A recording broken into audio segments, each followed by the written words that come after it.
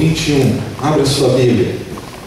Você que trouxe a Bíblia, por favor, abra sua palavra de Deus, palavra santa de Deus, que tem coisas maravilhosas para me ensinar e ensinar, nos fazer viver uma grande esperança na noite de hoje. Apocalipse 21. A minha Bíblia diz assim: vi novo céu e nova terra, pois o primeiro céu e a primeira terra passaram, e o mar já não existe. Vi também a cidade santa, a nova Jerusalém, que descia do céu da parte de Deus, ataviada como noiva adornada para o seu esposo. Então ouvi grande voz vinda do trono: eis o tabernáculo de Deus com os homens, Deus habitará com eles. Eles serão povos de Deus, e Deus mesmo estará com eles. Lhes enxugará dos olhos toda lágrima, e a morte já não existirá. Já não haverá luto, nem pranto, nem dor, porque as primeiras coisas passaram. E aquele que está sentado no trono disse: eis que faço novas todas as coisas. E acrescentou: escreve, porque estas palavras são fiéis e verdadeiras. Disse-me ainda: tudo está feito. Eu sou o Alfa e o Ômega, o princípio e o fim. Eu a quem tem sede darei de graça da fonte da água da vida. O vencedor herdará estas coisas, e eu lhe serei Deus, e ele lhe será filho. Amém? Amém.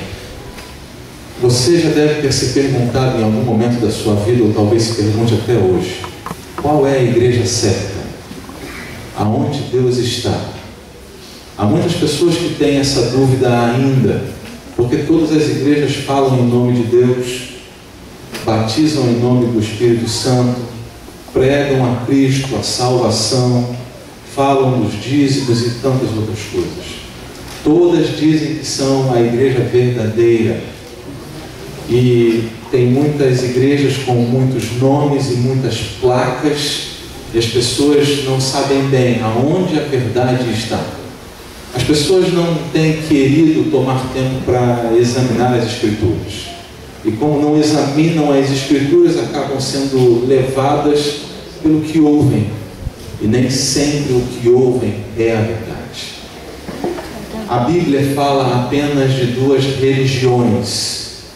Nós vivemos muitas placas de igrejas, muitas denominações, mas a Bíblia fala de duas religiões, e só existem essas duas: a religião dos fiéis e a religião dos infiéis. Não tem como estar no meio, porque o Senhor diz que estar no meio, estar indeciso, em cima do muro, é estar do lado dos infiéis. Então só existem dois lados. Só que hoje nós temos esses dois lados dentro de todas as igrejas e dentro da sociedade que está à nossa volta. A Bíblia fala do trigo e também fala do joio, e eles se parecem muito, e a Bíblia nos aconselha a não julgar quem é trigo e quem é joio. Isso é com o Senhor. Mas a Bíblia também afirma que com grande probabilidade, numa igreja como essa, existe trigo e existe joio. Ali na rua, as casas desta rua têm trigo e tem joio. Nas outras denominações tem trigo e também tem joio. Há uma mistura hoje. Há fiéis e infiéis dos dois lados hoje. E nós estamos vivendo essa confusão de aonde está a verdade. Nós estamos vivendo os últimos dias da história desse mundo, e nós temos visto muitas guerras, fomes, pestes, doenças, pragas, povos contra povos, reinos contra reinos, falta de amor de pai para com o filho, filho que agride o pai, mãe que mata o filho, mãe que joga o filho na lata do lixo, pessoas que tiram a vida do outro por nada. A falta de amor é muito grande. As pessoas não têm tempo, estão impacientes, a agitação do dia a dia, e parece que isso cada dia é maior. As pessoas se amam menos, têm menos tempo para Deus, vivem em guerras dentro de casa, falta de amor nos lares, e isso cresce a cada dia, e cresce cada vez mais. Há um pedido de oração aqui de uma mãe que está sendo expulsa de casa pelo filho. Que absurdo! É um sinal do tempo do fim. Isso crescerá cada vez mais, até que um dia isso se tornará tão intenso que o mundo se preocupará com esse assunto. E uma igreja que pretende ser a mãe de todas as igrejas e se julga na responsabilidade de ordenar todas as coisas, ela promoverá um discurso mais ou menos assim: tudo isso é desagrado de Deus. Deus está nos castigando, e está nos castigando porque nós, como povo de Deus, estamos desunidos, cada um para o seu lado, cada um faz o que quer, cada um interpreta a Bíblia de uma forma. Uns creem de um jeito, outros creem de outro jeito, e outros ainda creem assim. É impossível que o povo de Deus viva essa desunião. Isso é o desagrado de Deus, porque Deus quer um povo só, um povo unido, uma palavra de Deus só, uma lei só. E essa igreja começará a promover um discurso mais ou menos assim: enquanto nós não estivermos unidos como povo de Deus, e nós somos responsáveis pela paz, Deus continuará castigando a terra, Deus continuará derramando seus juízos. E essas guerras, essa falta de amor, essa luta de pai contra filhos, filhos contra pais, é por causa do desagrado de Deus com o seu povo. Nós precisamos estar unidos. E essa mesma igreja promoverá uma reavaliação da lei de Deus. Porque as denominações creem diferentemente. E para que estejam unidas precisarão abrir mão de algumas coisas, e outras abrirem mão de outras coisas. Eu imagino que talvez o conjunto de novas normas propostas sejam mais ou menos assim: vamos crer em Deus como único Deus.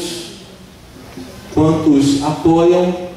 Eu apoio, eu não apoio, eu não creio em Deus dessa forma, creio numa força, mas a maioria crê em Deus, então nós iremos crer em Deus como povo mundial de Deus.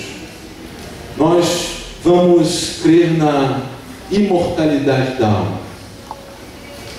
E alguns creem na imortalidade da alma, e nós, como adventistas do sétimo dia, cremos no que a palavra de Deus diz: a alma que pecar, certamente morrerá.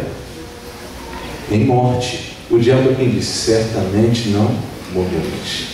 E de lá para cá, há a teologia da imortalidade da alma, promovida por Lúcifer desde o Éden, e a teologia de que a alma que pecar morre. Que Deus disse isso, a palavra de Deus diz assim. Mas a maioria crerá na imortalidade da alma.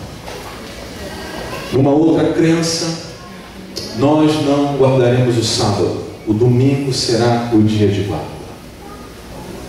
E a maioria crê assim, vive assim, e o novo conjunto de leis trará uma reavaliação da lei santa de Deus, uma ousadia, uma blasfêmia, querer reavaliar aquilo que Deus fez, querer promover unidade pisoteando a palavra de Deus. E os juízos de Deus caem ainda mais guerras, ainda mais fomes, pais contra filhos, filhos contra pais, a falta de amor aumenta a cada dia mais, as igrejas muito cheias, um falso reavivamento do Espírito Santo nas igrejas infiéis, milagres, dons, curas. E as pessoas gostam de ver para crer. E quando veem, creem mais fácil. e elas veem e se encantam. Aqui está o Espírito de Deus. Na igreja de Deus, o Espírito Santo estará também atuando. E nós vamos sair, pregar, falar do amor de Deus. O Espírito Santo irá diante de nós. Pessoas vão aceitar as verdades bíblicas. Livros vão ser abertos, verdades vão ser vistas. Aqueles que forem fiéis à palavra de Deus vão encontrar o sábado como o único dia estabelecido por Deus. Não tem outro dia. Não pode ser outro dia. A Bíblia só fala de um dia, que é o sábado, como dia santo. E como é que eu posso agora seguir essas normas, essa nova lei, se a palavra de Deus não diz isso? E muitos vão permanecer fiéis à palavra de Deus. E o Espírito Santo trabalha na igreja de Deus. Há um falso reavivamento nas igrejas, num povo infiel. E as pessoas do lado de fora, ainda aonde Deus está, a verdade aonde está. E queridos irmãos, aqueles que depositam a sua fé naquilo que só podem ver, em milagres, em dons de línguas, em curas, finalmente serão enganados. Aqueles que não fincarem os seus pés na palavra de Deus, examinarem as Escrituras e viverem os princípios que estão escritos na palavra santa de Deus, serão enganados. Por essa época haverá uma sacudidura, porque ou você fica com a palavra de Deus, ou aceitará a nova ordem de coisas promovidas pela igreja, pelo homem, pela pretensa unidade do povo de Deus. E muitos pais vão agora expulsar filhos de casa. Dizer: filho, até aqui você esteve livre, mas de agora para frente, quem manda aqui em casa sou eu. Então nós vamos seguir o que o mundo está orientando, o que a igreja de Deus está orientando. Vamos seguir esse conjunto de leis. Todo mundo está desse lado, só você que vai estar certo, só a sua igreja. Isso é fanatismo. A vontade de Deus para os nossos dias hoje é outra: ou a sua igreja ou a sua casa. Esposas que serão expulsas de casa. Tolerei a sua igreja até hoje, mas daqui para frente, ou a sua igreja ou eu. Mães que vão colocar filhos para fora de casa. Patrões que vão chamar empregados e dizer: olha, daqui para frente, no próximo sábado, você tem que estar aqui. Ou você vem, ou rua. Você escolhe. Alguns vão olhar para as contas a pagar, os filhos. Afinal de contas, Deus me entende. Ele sabe que eu tenho 3 filhos, tenho escola, tenho uma casa, tenho que pagar o aluguel. Deus não quer que eu fique na rua. Deus não quer que meus filhos fiquem sem estudo. Então, patrão, no próximo sábado eu vou estar aqui.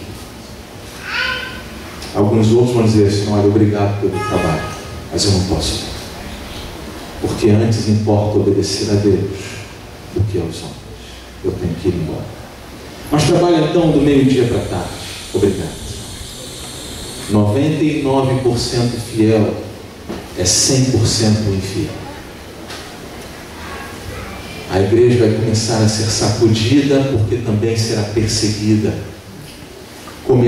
Começará uma perseguição suave, mas implacável, porque os juízos de Deus ainda caem. E um pequeno grupo começa a resistir, a dizer: não, nós ficaremos com a palavra de Deus, nós vamos seguir o que a Bíblia fala. A Bíblia fala de imortalidade da alma e fala também do sábado como o dia do Senhor. E estes serão os 2 grandes, maiores dramas: imortalidade da alma versus mortalidade da alma, sábado versus domingo.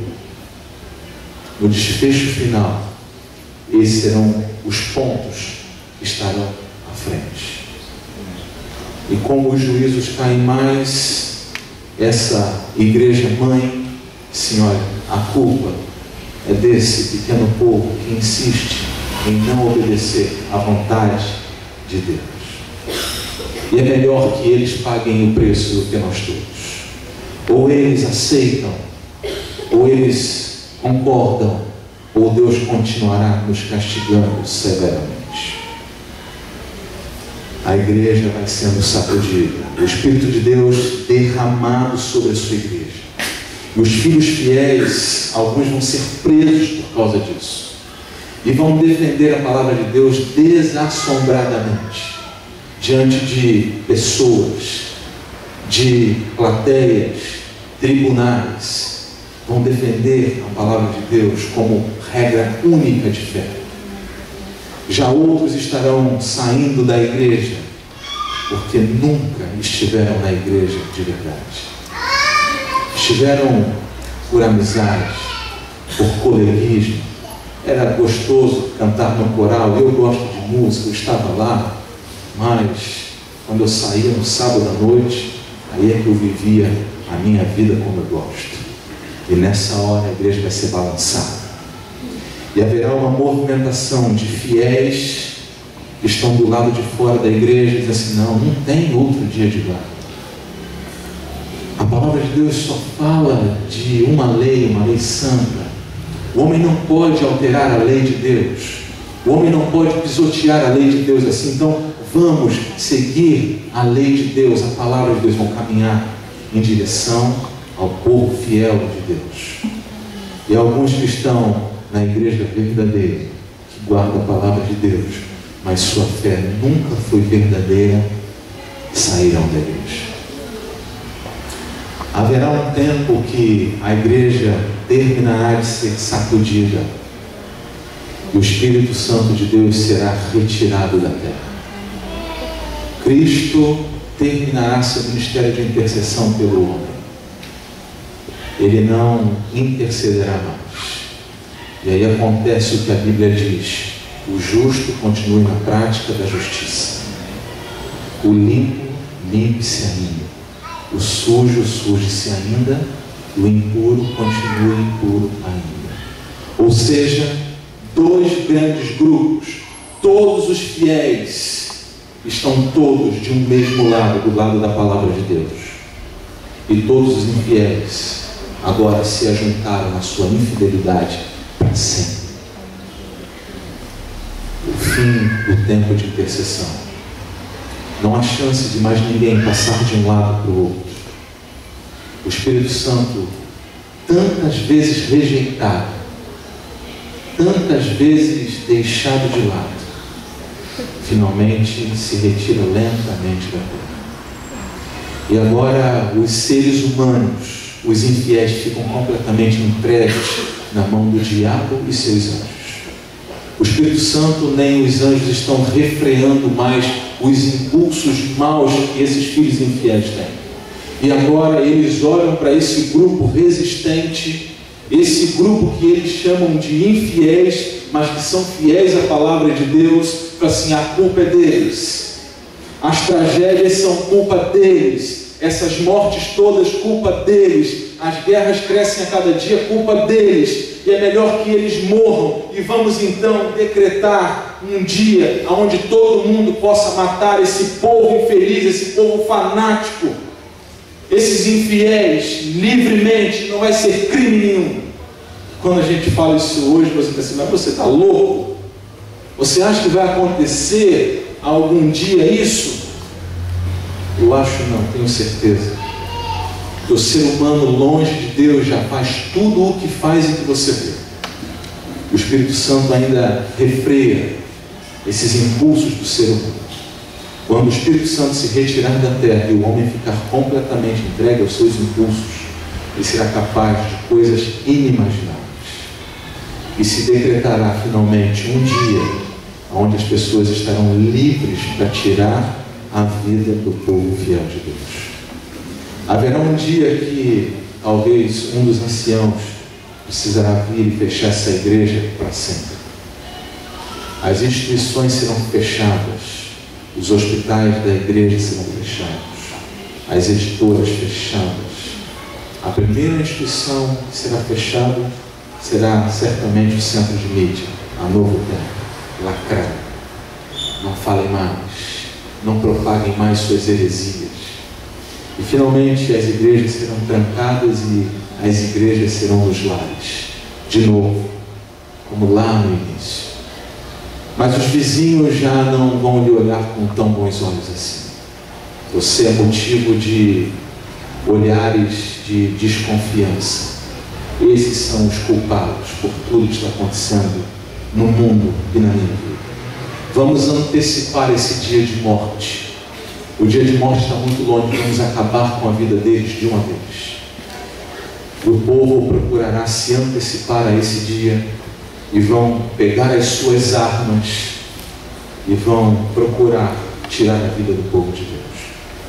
E enquanto o povo de Deus percebe que tem que sair em fuga, ir para os vales interiores, os lugares longe e escondidos, para que possam viver ainda a sua fé, eles vão ser interceptados por esses infiéis que querem tirar a sua vida. Mas nessa hora, a promessa de Deus é de que anjos vestidos de guerreiros, soldados, vão se colocar entre nós e os nossos inimigos. E a palavra do Senhor diz que as suas espadas se tornarão como palha. É mais ou menos como os revólveres não vão dar as suas balas. Os anjos vão guerrear por nós. Não vão permitir que ninguém tire a sua vida. E sabe por quê? Depois que for terminado o ministério de intercessão de Cristo, depois do fechamento da porta da graça, nem um justo perderá mais a sua vida. Porque Deus protegerá a sua vida. Ainda que preso, ainda que perseguido, ainda que deixado a padecer fome, ninguém poderá tocar na sua vida. Muitos a essa altura vão estar presos em algumas celas, deixados a morrer de fome. Mas a palavra de Deus diz que aquelas celas frias e úmidas se tornarão palácios, porque a presença de Deus está ali.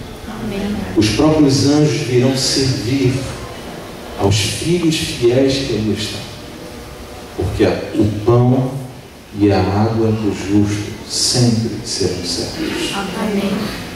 O pão e a água do justo sempre será certo. O povo de Deus sai em fuga e eles fogem, e os infiéis são implacáveis, querem tirar a vida do povo de Deus, perseguem os filhos de Deus.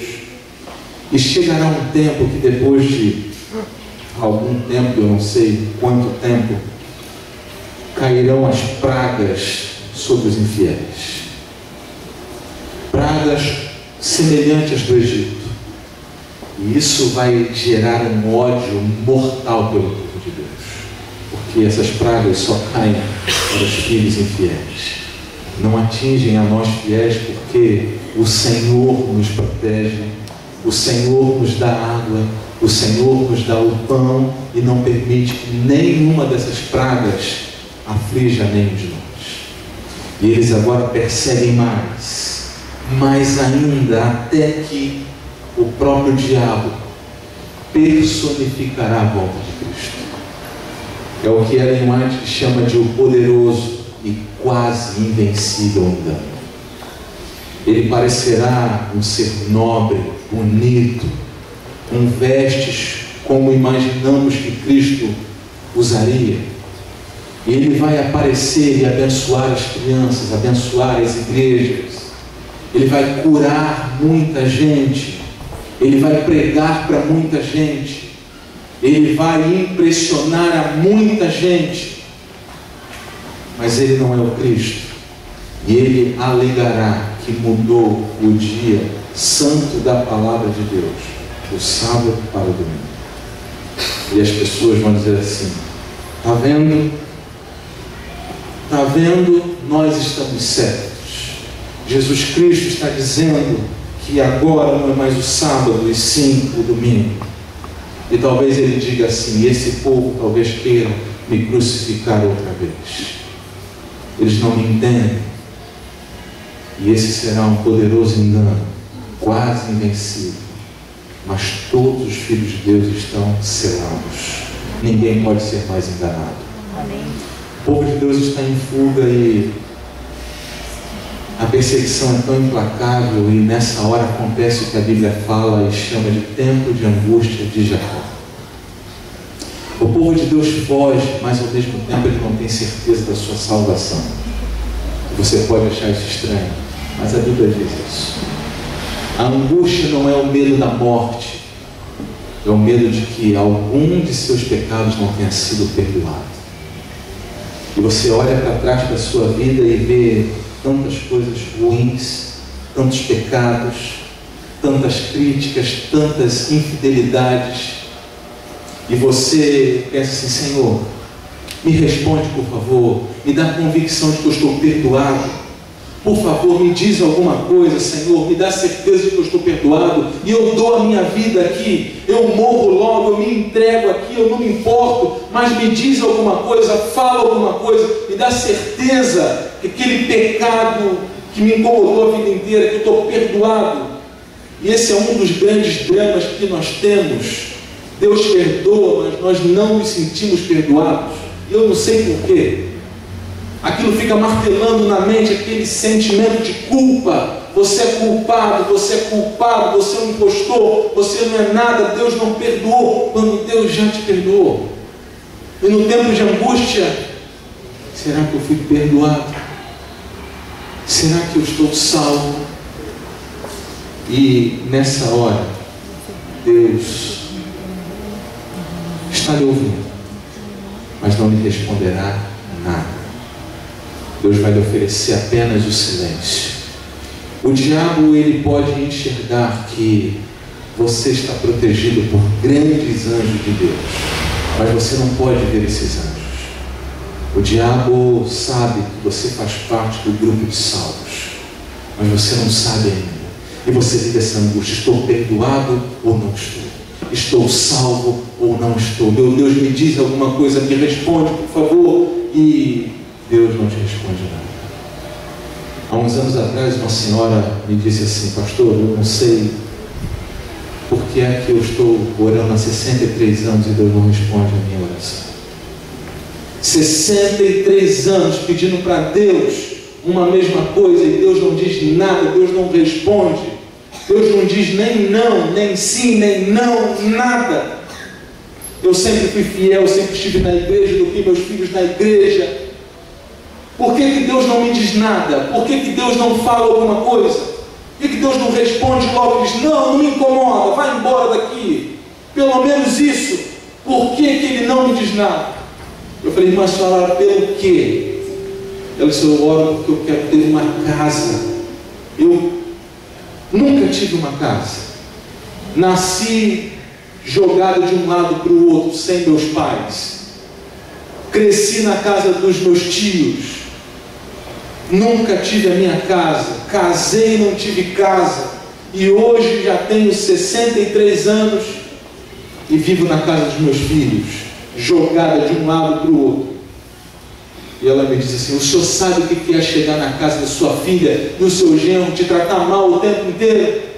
E você não poder ir embora porque você não tem para onde ir? Não tem nem o dinheiro do transporte para sair, tomar um ônibus e dar uma volta? Aí você sai dali e vai para a casa do seu filho. Aí está lá a minha nora, que não me quer ali, e eles brigam o tempo todo. Por que Deus não me responde? Por que Deus não diz nada? O que Ele tem contra mim? Eu falei: irmã, Deus pode lhe dar ainda uma casa. Todo mundo diz isso, mas Ele nunca deu, nem respondeu nada. Há pessoas que vivem esse drama. Parece que Deus não está ouvindo. Parece que Deus não está preocupado, não está respondendo. E nesse tempo de angústia, Deus não responderá. E nós vamos sendo perseguidos e com essa angústia. E aproxima-se o dia de morte. Os perseguidores brincam, blasfemam do nome de Deus, gracejam do nome de Deus. Você está há dias, há semana, e nós não vamos sair em fuga em igrejas, colégio, vamos marcar no dia tal para sair. Não vai ser assim. Nós vamos sair em pequenos grupos, talvez a sua filha esteja em São Paulo e você saia daqui, você não sabe como ela está, se está fiel, se não está fiel, como é que ela está, e o seu filho e o seu esposo, porque estão longe, um está na América, o outro está no extremo norte. Será que ele está fiel? Será que a minha filha permanece firme? Será que o meu irmão está firme? Será que ele também está salvo? A perseguição aumenta cada vez mais, até que, sabe quando as forças acabam?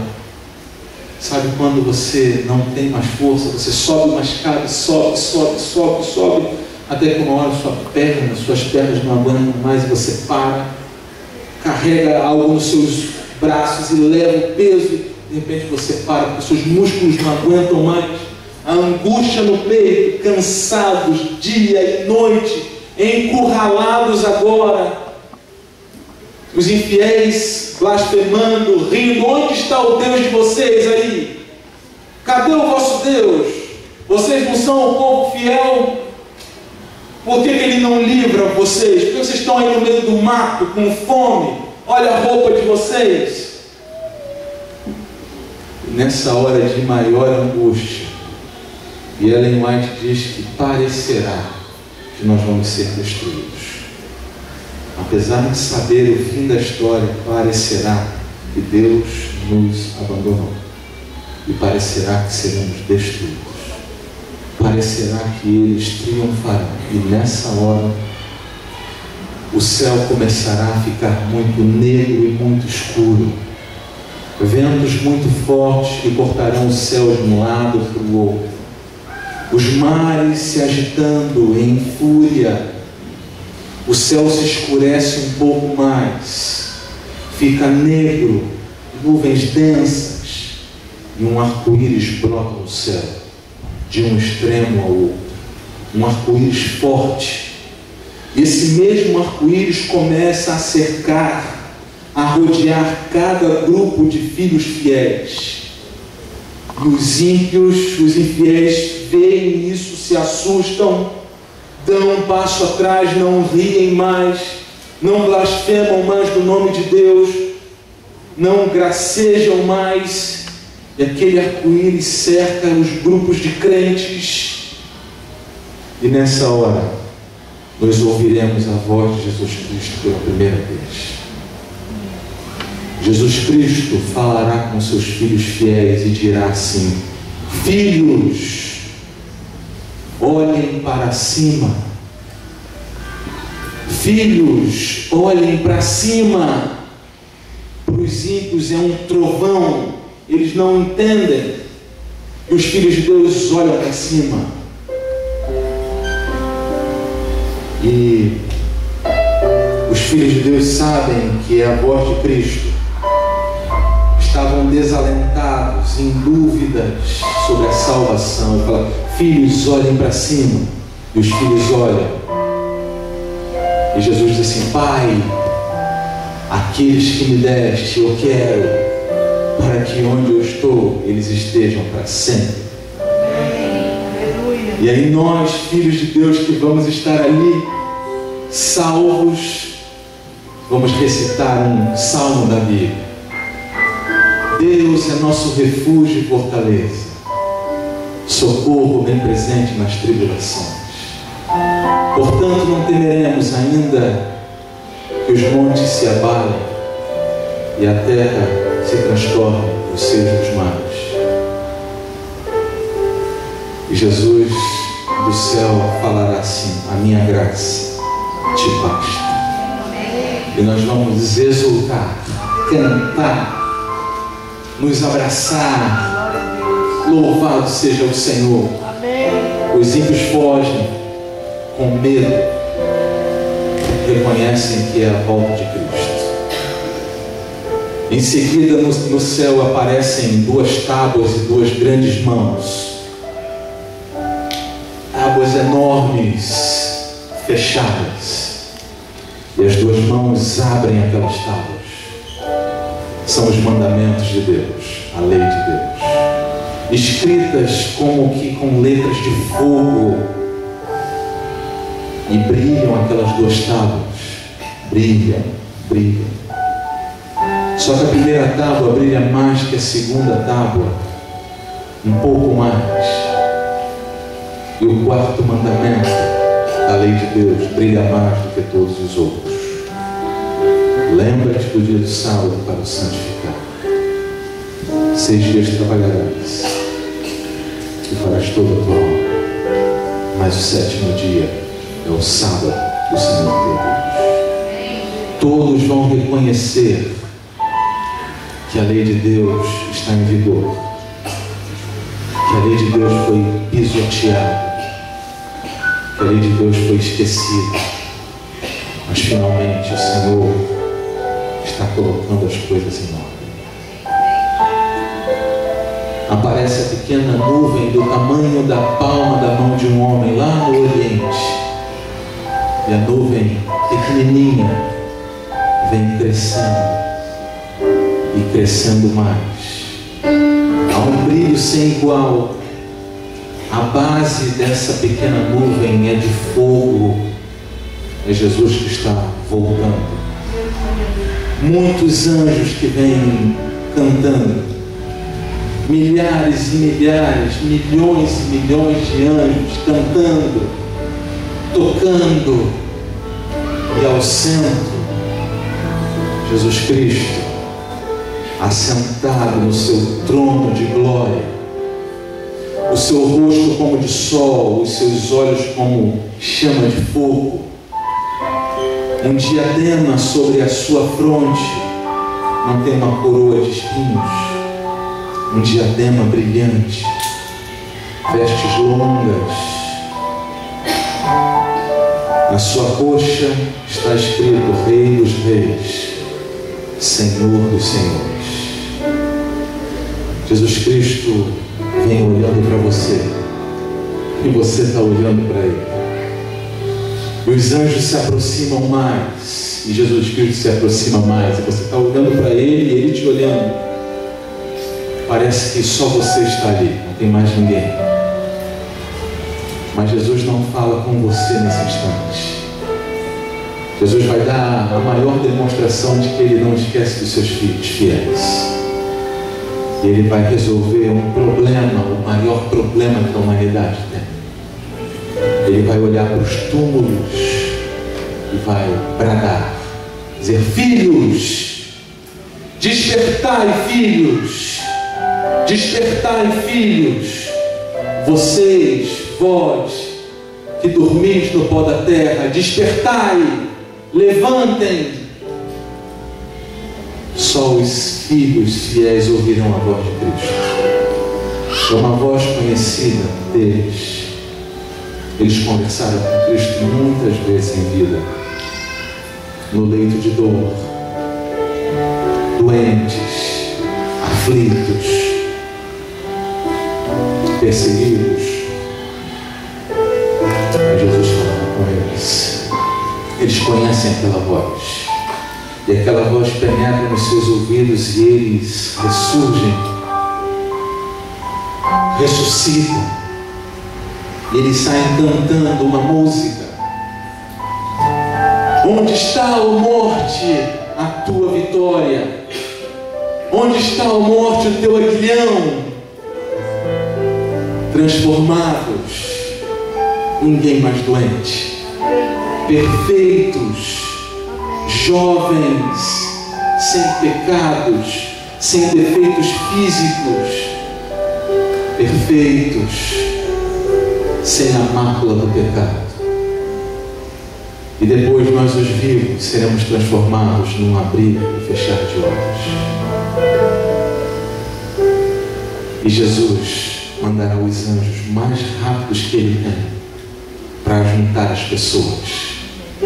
Corre lá e ajunta aquele pai com aquele filho que não se vê há muito tempo.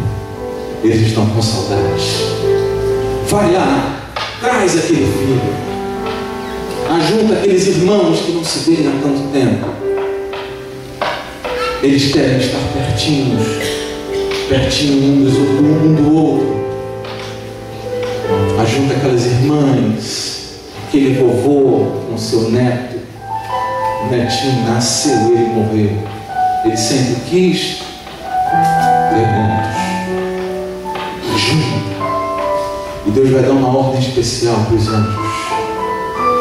Anjos vão e ajuntem as criancinhas e entreguem no colo de suas mães. E quando eu li a primeira vez esse texto, eu fiquei assim, por quê? Por quê? Porque Deus sabe que o maior amor que existe aqui nesse mundo é de uma mãe por um filho. Traz essa criancinha e devolve para sua mãe. Ela perdeu essa criancinha muito cedo. E haverá um grande encontro ali. Muitos abraços, choro, de alegria. Estamos salvos. Finalmente. Acabou. Estamos libertos do pecado. Assim. Livres, perdoados. Acabou a angústia. Mas seu anjo vai tocar no seu ombro e falar assim, vamos, você vai se encontrar com Jesus Cristo. E você, vamos lá. Você começa a voar. E voar. E Jesus está olhando para você e Ele já abre seus braços de longe. Como que Ele diz, vem filho, vem que eu estou te esperando. Pode vir. E você chegar pertinho, Jesus toma logo a iniciativa e te abraça. Então, filho, que bom ter você aqui. Como eu sonhei com esse momento. Como eu queria ter você nos meus braços. Você chora. Jesus acaricia o seu rosto. E talvez se cumpra o que está escrito em Apocalipse 21, verso 4. Eles enxugará dos olhos toda a lágrima. Seu filho, acabou. Pode confiar. Acabou. E você percebe nas mãos de Jesus o furo dos cravos. E você fica olhando e Jesus percebe que você está olhando e ele diz para você assim, filho, sabe por que eu nunca me esqueci de você? Porque nas palmas das minhas mãos eu te tenho gravado para sempre. Não tinha como te esquecer. Jesus vai lhe dar uma palma, símbolo da pureza. Vai receber a coroa do seu anjo da guarda e vai colocar sobre a sua fronte. Na coroa tem muitas estrelas. E tem o seu novo nome.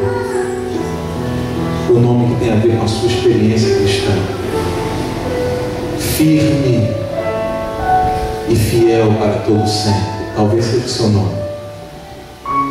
Caiu, mas das garras do pecado foi tirado como um tição do fogo. Talvez seja o seu nome. Filho amável. Você vai receber um novo nome. E em cima desse nome está escrito assim: Santo é ao Senhor. Jesus estará declarando para todo o universo que você é santo.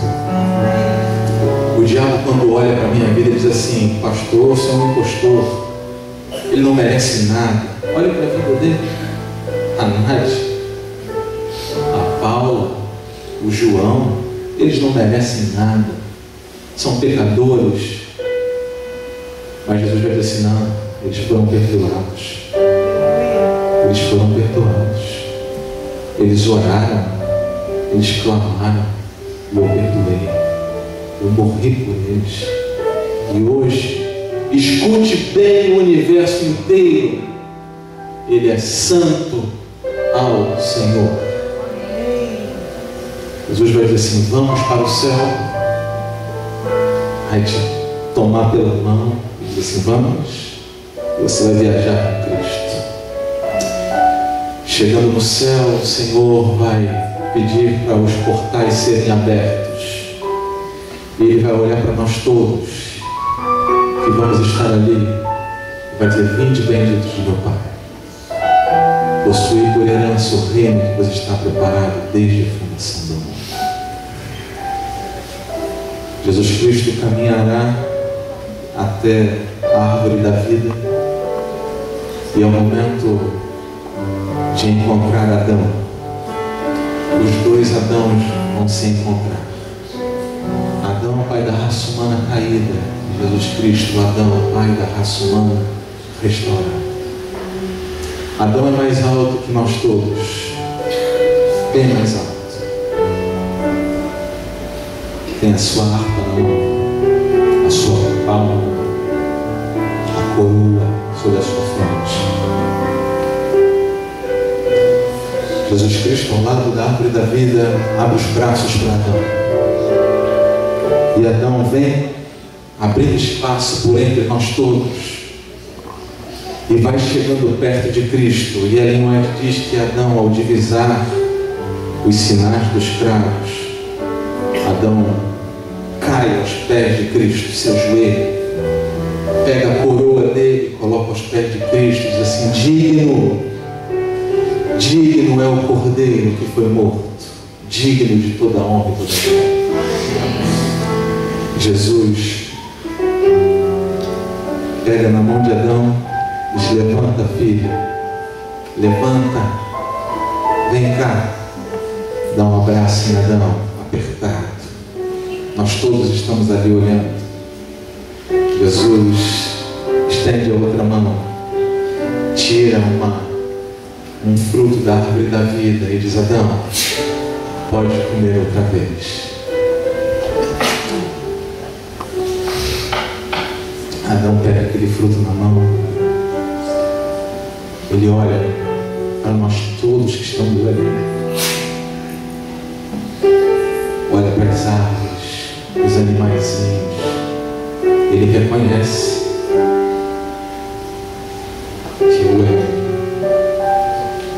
mesmo é, só que mais bonito ainda. Como Deus pode fazer algo mais bonito?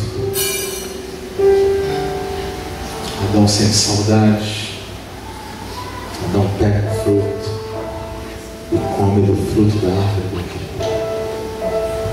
E Adão começa a cantar uma música para Cristo. E eu não sei a melodia da música, mas a letra, Ellen White escreveu para a gente. Digno é o Cordeiro, digno é o Cordeiro, digno é o Cordeiro que foi morto, mas está vivo pelos séculos dos séculos. Digno de toda a honra e toda a glória. Você não gostaria de estar lá? Você pode ficar de fora. Você não pode ficar de fora. Abandone qualquer coisa. Se ajoelhe, peça perdão. Senhor, eu quero estar no céu. Eu não posso estar de fora. Eu quero passar a eternidade ao teu lado. As luzes da noite não valem a pena. Um momento de prazer, muito menos. Uma trapaça, nem pensar. 70 anos de vida trocados por uma eternidade que troca. Não faça essa troca. Jesus está esperando você. E nós vamos cantar junto com Adão. Digno é o Cordeiro, digno é o Cordeiro. Você vai aprender a tocar harpa de uma hora para outra. Digno, digno. É como você pensando assim, livre do pecado para sempre. 6 semanas de oração lá naquele mundo frio, escuro. Nunca mais vou entregar livros, nem folhetos. Nada, não porque seja um fardo, mas acabou. Estamos salvos para sempre. Salvos.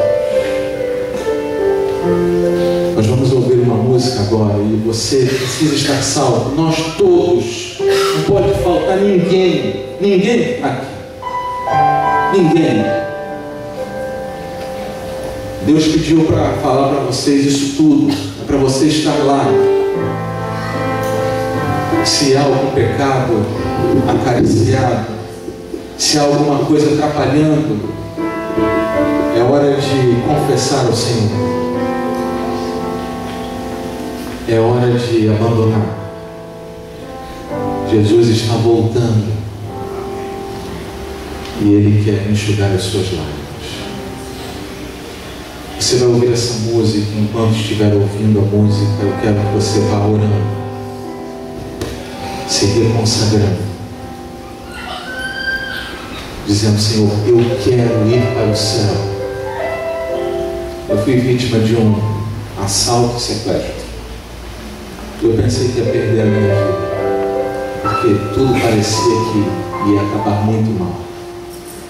E sabe o único verso da Bíblia que veio na minha mente? Às 4 horas de sequestro, 4 horas, um verso, uma oração. Atos 2:21. Aquele que invocar o nome do Senhor será salvo. Eu falei: Senhor, me salva e cuida da minha esposa e dos meus filhos.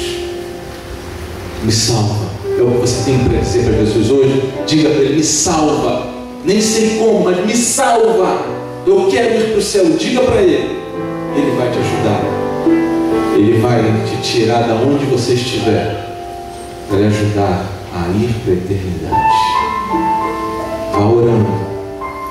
Eu queria convidá-lo a ficar em pé, a vir aqui à frente, para nós darmos as mãos, para dizer para o Senhor: nos leva para o céu, por favor, o quanto antes. Chega da igreja de colégio, vamos para a igreja celestial.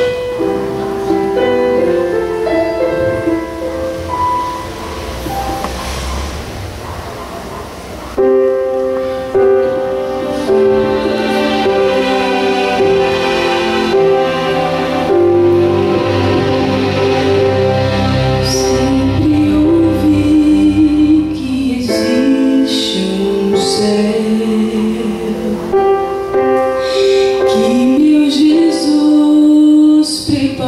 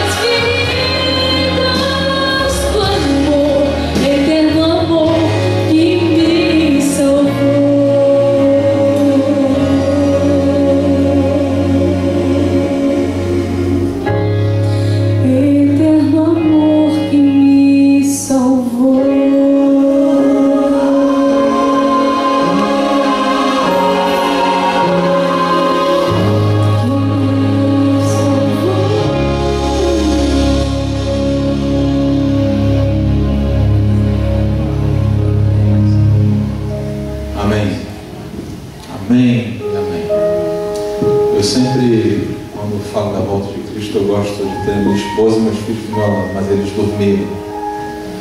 Porque eu quero que eles estejam lá. Eu quero estar com minha esposa, com meus filhos. Já estão acordados? Estão bem para cá. Vou ficar aqui do meu lado.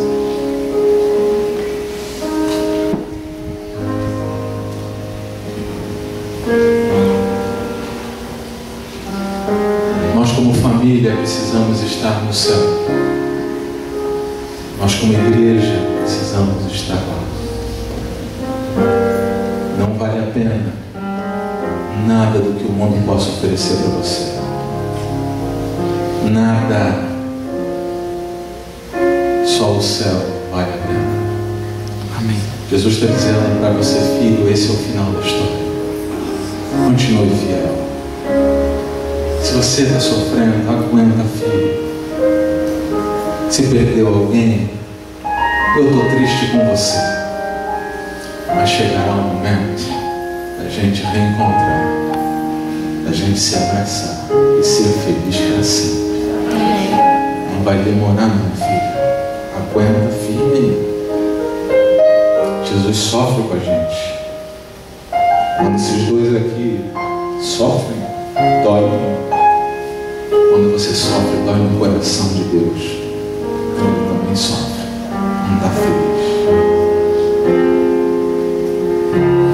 Feche os seus olhos, vamos falar com Deus. Senhor, se for possível, na linguagem humana, tira uma fotografia dessa igreja nessa noite. E que cada rostinho, Senhor, que está aqui, se colocou em pé, que decidiu clamar, decidiu dizer com o ser, se colocando em pé, eu quero ir para o céu. Que esses rostinhos, que nós todos possamos estar salvos pelo poder de Jesus Cristo no dia da tua volta. Que nenhum, Senhor, que está aqui seja laçado pelo inimigo. Que dificuldade nenhuma nos impeça de herdar o reino dos céus. Que problema nenhum, que dificuldade financeira nenhuma abale a nossa fé. Há pessoas que nós amamos, que queremos reencontrar. Queremos a nossa família, Senhor, no céu. Não queremos fazer pedidos de oração tão sofridos como os que nós temos. Queremos louvar ao Senhor, cantar, viajar para outros mundos, deixar de sonhar. E que o céu seja uma realidade na nossa vida, desde agora. Senhor, aqui tem muitos jovens que são atacados pelo inimigo. Esses jovens que vieram à frente cantar, o Senhor protege esses meninos e essas moças. Guarda eles, Senhor. Não é fácil, é difícil, mas dê fibra, dê personalidade, dê firmeza na tua palavra. Guarda-os, Senhor. Que esses jovens possam terminar a pregação. Não tenho dúvidas de que será nessa geração que nós terminaremos a pregação. E veremos em vida a tua volta este ano. Senhor, se há algum pecado a ser perdoado, perdoa pelos méritos de Jesus Cristo. Ajuda-nos a vencer este pecado acariciado. Ajuda-nos a ouvir a tua voz, a sentir e usufruir o perdão hoje em nossa vida. Arranca esse coração cheio de tendências, cheio de pecados, de inclinações maldosas, e dá-nos um coração segundo o teu Espírito. Amém. Cheio da tua paz, cheio do teu amor e cheio da missão latejando no coração. Senhor, como eu gostaria que o Senhor voltasse agora e nos levasse todos para o céu. Acabasse tudo aqui. Não precisássemos voltar para casa. Mas enquanto estivermos aqui, o nosso compromisso de pregar a tua palavra, ao tempo e fora de tempo, dá-nos força, coragem para avançar sempre. Teu Espírito esteja conosco. Em nome de Jesus.